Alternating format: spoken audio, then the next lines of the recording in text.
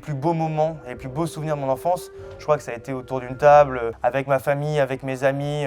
Il faut dire que je passais beaucoup de temps dans la cuisine à regarder mon père et évidemment à lui poser plein de questions. Et lui a toujours aimé me transmettre ça, donc ça nous a beaucoup rapprochés aussi. Et comment je me suis retrouvé vraiment dans la cuisine jusqu'à avoir un restaurant où je travaille dans une cuisine, ça c'est vraiment du grand hasard. Il y avait quelque chose de très satisfaisant, de cette adrénaline constante du métier. Puis de fil en aiguille, je voulais faire plus grand. Plus juste servir des gens, plus juste échanger avec des gens et de créer tout un univers qui m'était propre. C'est comme ça que je me suis retrouvé à passer 90% de mon temps dans une cuisine de 8 mètres carrés.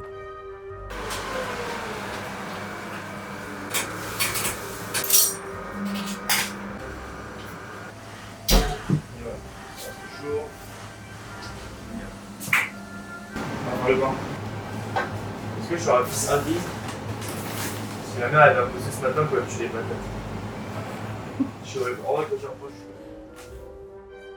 La cuisine, ça a toujours été quelque chose de très important pour mon père comme pour ma mère. Leur manière à eux de créer de la beauté, c'était de faire à manger. Et j'ai toujours trouvé ça beau, même sans en avoir conscience quand j'étais très jeune. Tu vois pas qu'il n'y a pas assez d'eau. On va arrêter la patate.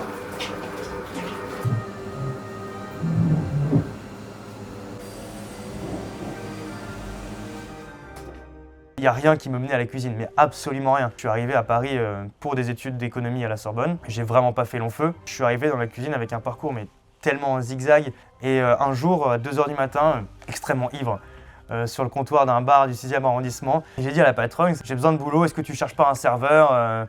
Elle me dit, viens demain à 7 h du matin et tu vas travailler. Et finalement, je l'ai fait, je me suis levé, je me suis retrouvé à travailler. Et c'est comme ça que j'ai commencé en restauration.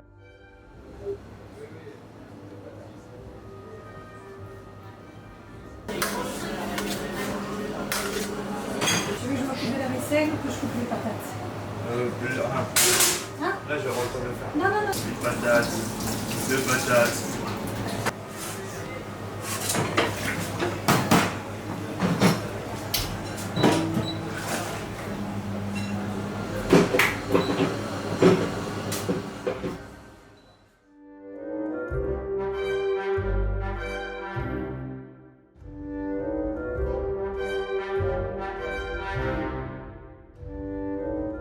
J'ai ouvert le Grand Olivier avec mon ami Laurent, qui lui tient le Petit Olivier depuis 86. Comment j'ai réfléchi le Grand Olivier?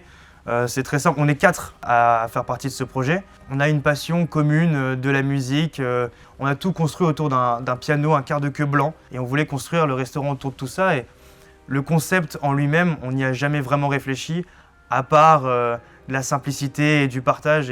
Et en fait, le restaurant, il s'est construit autour de tout ça. Il n'y a pas vraiment d'idée de concept autour de ce restaurant, si ce n'est de pouvoir partager le plus possible de la chaleur.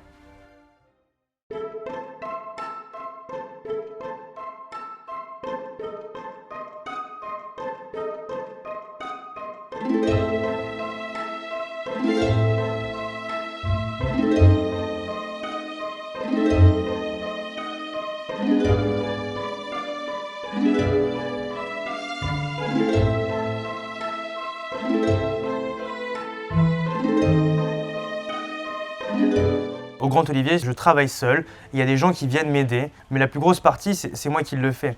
J'arrive ici, j'ouvre le restaurant, je réceptionne les livraisons, etc. Je prépare tout la partie cuisine d'abord. Et quand ça se termine vers 11 h 30, je sors la terrasse, j'ouvre le restaurant, j'allume, je prends mon café, je souffle et je me dis bon, t'as une affaire. Et puis après le soir, 19 h, vient le service. Et le soir, c'est un service qui se termine jamais parce que j'ai la chance du coup d'avoir beaucoup d'habitués ici et beaucoup d'amis qui passent. Et c'est le moment où moi je peux vraiment partager après que le feu soit passé. Et rebelote le lendemain, à 9 h, on est reparti pour le boulot.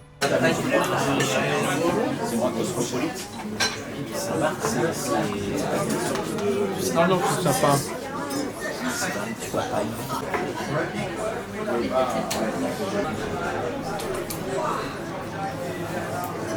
Assuré les mecs. Vous avez assuré à mort comme d'habitude. Il y avait juste qu'il fallait ton nourriture. Tu cuisines comme ma grand-mère, c'est vraiment le meilleur compliment. où je me sens comme à la maison quand je mange ton plat. C'est vraiment génial de se dire que j'arrive à mettre les gens assez à l'aise, à satisfaire les gens quand ils goûtent le plat. Que je fais plaisir par la simplicité et que je rappelle à l'enfance, c'est le plus beau des compliments.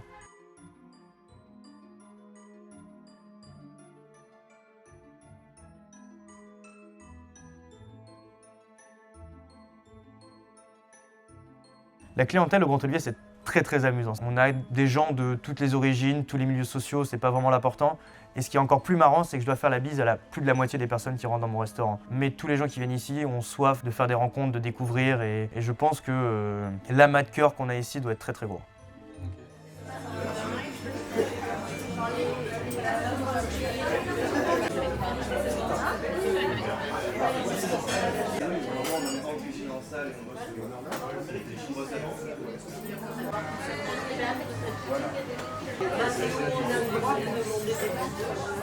Ah oui? C'est pas à quelle faveur?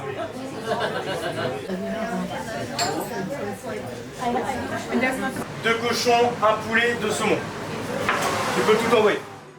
Je pense que j'ai jamais perdu autant d'amis qu'en ouvrant ce restaurant. Le fait d'être beaucoup au travail, de ne pas vivre des moments d'intimité. Et c'est vrai que j'ai jamais été, je pense, aussi seul en étant aussi entouré. Mais c'est vrai que je fais toujours le choix de garder ce restaurant, même si ça m'amène parfois à beaucoup de solitude. Derrière, faut ouvrir. Pas assez chaud, c'est chaud.